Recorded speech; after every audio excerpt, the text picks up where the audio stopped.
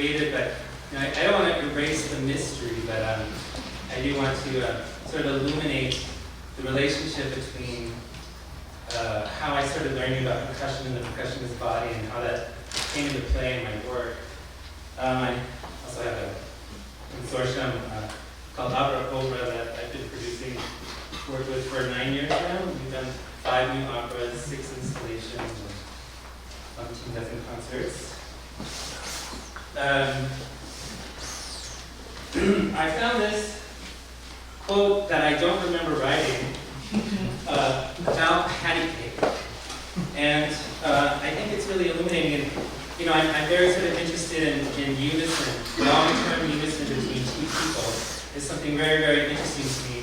I believe there are unique participatory value judgments that symmetry necessarily activates.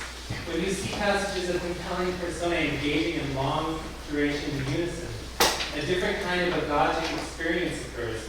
With enough concentration, the symbolist mirror is evoked, the mirror stage engaged, and an ideological, barely visible language emerges to shape the abstraction of the tasks. There is a secret language.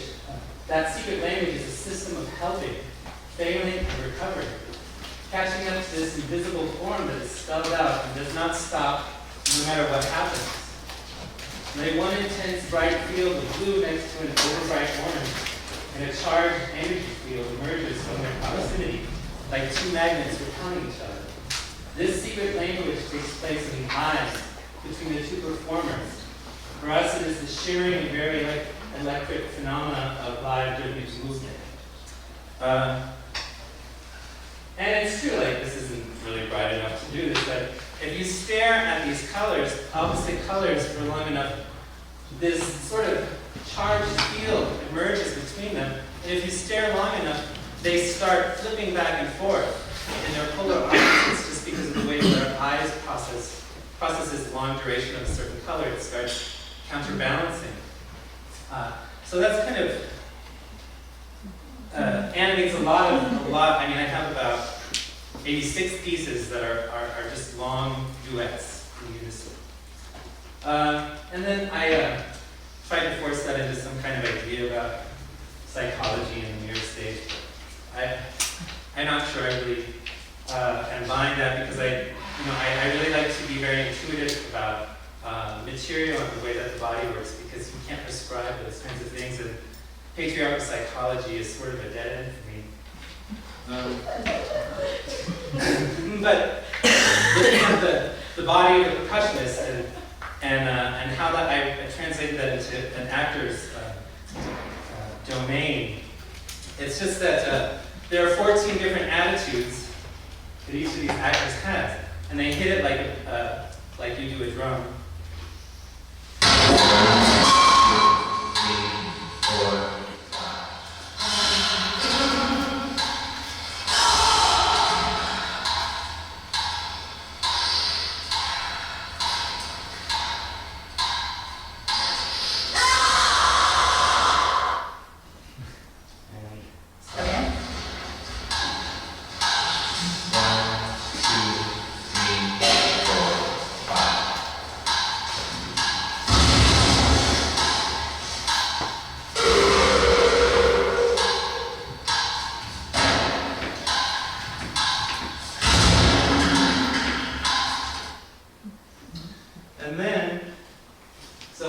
Then I sort of compose those over a series of long counts, usually over 90 beats or so. And each beat or phrase uses this dynamic scale to change the meaning of and the effect of the basic attitude. So here's just a really stupid example. If I'm like, if you take the physical form and extend that, but you reduce the dramatic stakes, instead of being like hi, it's like, which is a really different feeling. And in time also. So it's about these kind of sliders and working with the actor to reduce the dramatic stakes, to elevate the physical component, or to reduce the physical form, extend it in time, and reduce the dramatic stakes to sort of empty out the actor. And I created a with my friend Captain Solo, we created a 6-channel video installation. I'm not going to show a lot of it, just this body score too. Now, this is just so you can see how accurate you can get with these things. These are 2 versions of the same score in different costumes.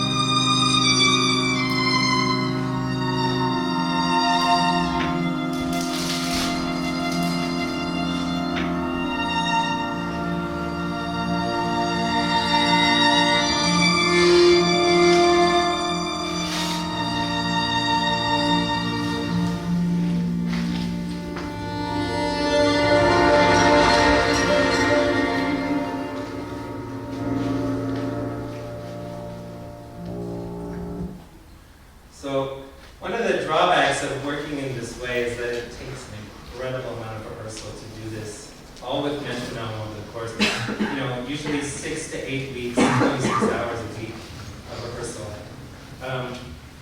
which I enjoy very much. I love rehearsals. But I do large-scale works with casts of 35, 25 people, and I always engage the community that I'm in. And this next thing I'm going to show you is this is the source material for something that a community theater person in upstate New York. I just went and engaged with 3 local community theaters, brought their actors in. They could bring in their own lines, they could bring in their own things, but there were some basic things that they had to learn, so they could bring the things that they know and the things that they feel and put them into this other structure. And this was this opera is about Betty and Barney Hill, who were abducted by aliens, supposedly. In 1961, they're the first celebrity alien abduction story. And Betty sort of became famous, and then towards the end of her life, she really couldn't cash those checks more based on that story. And so this is kind of a Los Angeles character. Opera. This was wonderful about opera. They was a piece of garbage. Him, my dear, my forte is opera, classical music. That's what I love. I don't know Lenny Bruce and these pieces of shit. I grew up in the high society of New York. Elegance, that's all I love. Do I have to listen to these pieces of shit from nowhere? God! So this actor named Winnie Bowen embodied her, and there's a sincerity. Seeing things happen perfectly is nice, but I find it very compelling with this kind of crippled symmetry where different kinds of bodies are working together, and these value judgments that I was talking about in long-term duration unison kind of flip on themselves, and it becomes a kind of dialogue. And you can see where she kind of falls out of the pattern and comes back, and I find that very this is the score that she's performing. It's a lot of directions. It's not very easy.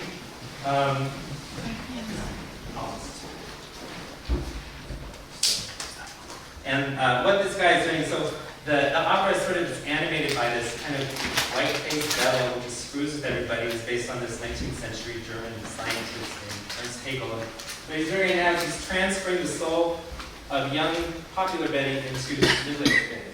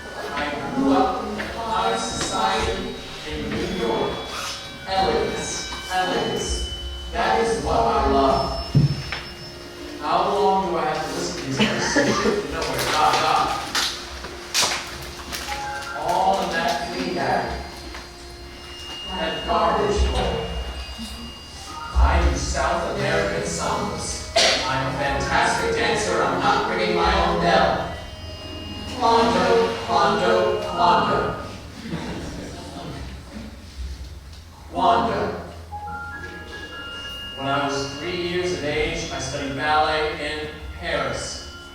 I love to dance. I do South American sambas. Most of them don't know how to do South American sambas. Oh my God, it's 1, 2, 3, slide and run, you go. They know nothing. That place. I never saw a place like that in my life. I had been there on my way back from maybe some little errand and sitting there with the garbage there. But I had this whole thing of music. Without elegant music, I cannot live. I dance. I have this thing in my whole being. My mother wanted me to be a ballet dancer, but I didn't like that because at the age of 3, curls your toes. A woman, they say, my God. My God. This woman should have millions and millions. What is she doing dying? Living downtown dying. Every hour she prays she'll die and live in this hellhole where I can't even... My mind doesn't work anymore. You don't understand. You don't understand. And I'm going to show another little clip where there's like 4 actors playing Betty. There's a young kind of, dancer one. There's this celebrity kind of drunk one. There's this kind of bitter lost one, and then there's a very, very old one. And there's also a 19th century German insane female composer named Elsa Blankenhorn who wrote all this music and it's collected in the Prinzhorn collection. And she's kind of, in the narrative, which is very elaborate, she has been punished and she's on this interplanetary jail and she kind of floats around, and that's the person in the back of the statue. So I'm just going to play this really quick because Winnie Bowman really has her moment. When you work with community theater people, they are at their happiest in their life when they are on stage. And you have to give them their moment. If they don't have their moment, they're not going to commit to the same way. And I think Winnie Bowman is really good.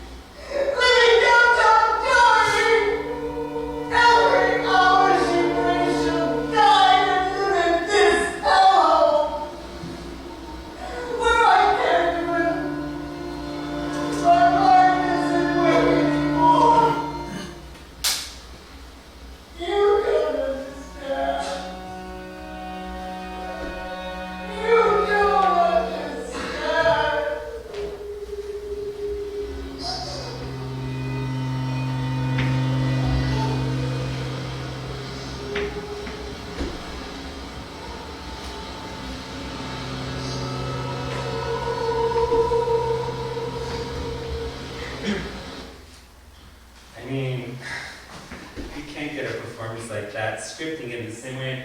If you notice that she's still doing all of the gestures, but she's internalized them in her own way. I just went home last night and I was like, you may notice all of my pieces are completely populated by fabulously talented, super powerful, incredible women. And this is another, this is the longest artist piece I think I've ever composed. This was for the Festival Bomb in Seoul in 2012. And the actors for this had to memorize over 1,000 beats of treated material. I went to Seoul twice for a total about 8 weeks and rehearsed this a lot. I'm not going to go into too much, but I don't want to run out of time. But I just do want to show this, that, you know, the group came together to try and hold themselves together on these incredibly long counts at extremely slow tempi. So the way we kind of came up with to keeping count is that they breathe together on certain pivots and downbeats, and that one of my favorite things is counting with your teeth, making this sound. I use that a lot. Oh wait. This is a breakdown of the play Peer Gynt.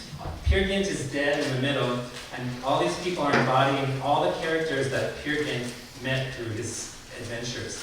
And all these are treated with this dynamic level.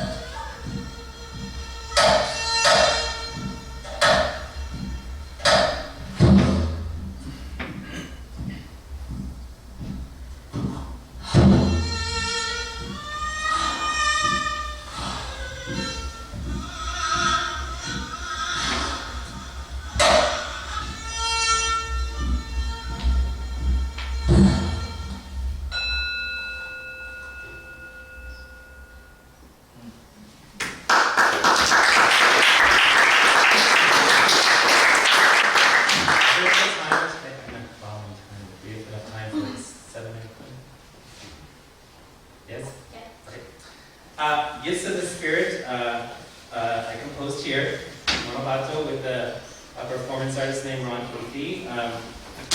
He is a very well-known performance artist. He's very famous in the 1980s for having been one of the NEA artists, NEA 6, where they cut all funding to individual artist grants. And he has a long history in the UK and the United States, dealing with desire, sexuality, and traumatic experiences. This piece was commissioned by the Broad Museum and funded by the Mike Kelly Foundation. And we spent about 2 months here, or about 6 weeks here in Monaco working on it together. The score, actually you've been trying to sell the score because it's done in ink and with calligraphy and really happy. The idea, I think, for me right now would be to sell the scores to fund some more pictures. Now, when I worked here, I had to drive for an hour at least every morning, and I would leave.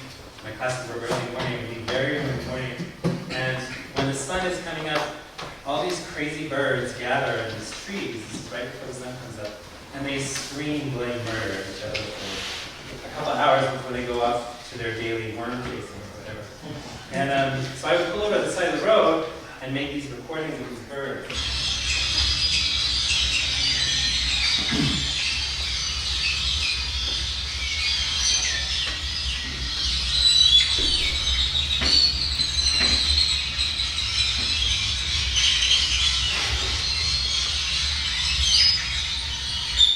Anybody who lives here has heard that, right? The birds in the trees? Yes. So I'm just going to show a little bit of the opera. Now, this has to do with automatic writing. And there's a hypnotized cast of about 16 people. There are 4 typists, about 8 editors, and the whole thing is a process of producing a large sacred text. And this is Ron Athey's autobiography. His autobiography is a community action. And so this is the musical setting of that community action with people in my community in Los Angeles. And with the incredible Carmina Escobar, who is a soprano from Mexico City, who lives in Los Angeles right now, who's a dear friend, and was just perfect. I cast her without meeting her in this, and she was just perfect. This is just, she's kind of an oracle, and she comes down. The text has already been generated, but she brings the cast up to this bird-like frenzy.